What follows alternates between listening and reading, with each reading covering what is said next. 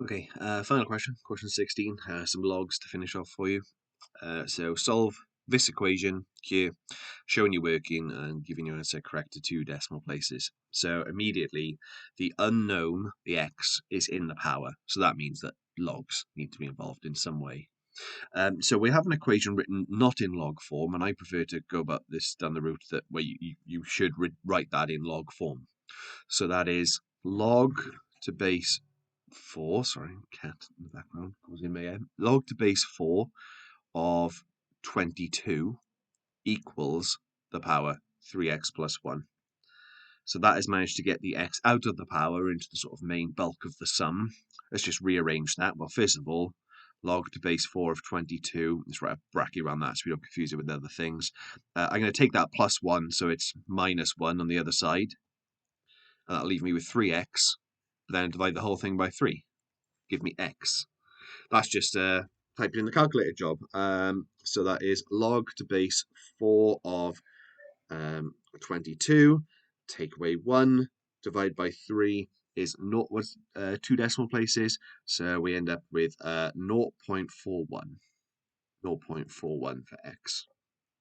Question C, a bit more complicated in terms of the equation we have to begin with, which is already in log form. So log to base d of z equals 2 log to base d of 6 minus log to base d of 9 minus 1. That minus 1 is not connected in the log. Everything's log to base d, which is good news. Express z in terms of d. So basically, at some point down here, I want to get z equals, and then on the other side, something involving the letter d, but not logs, which will happen organically as this question goes on. So I'm going to try and simplify this bit first.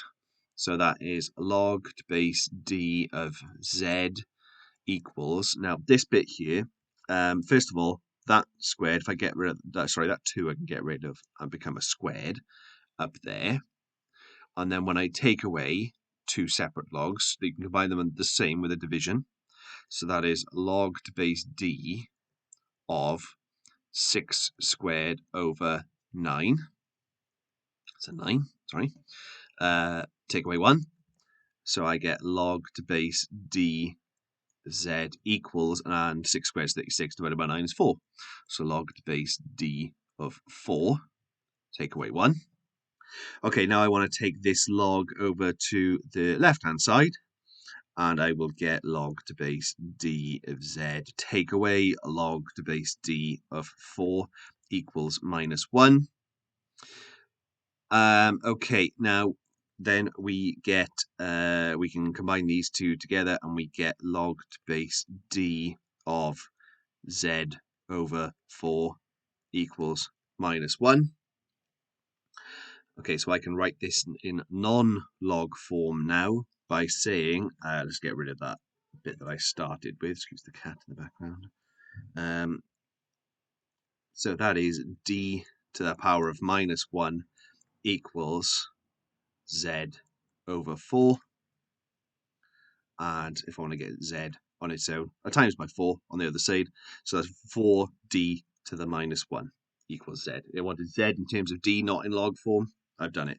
If I really want to show off, then that's 4 over d equals z.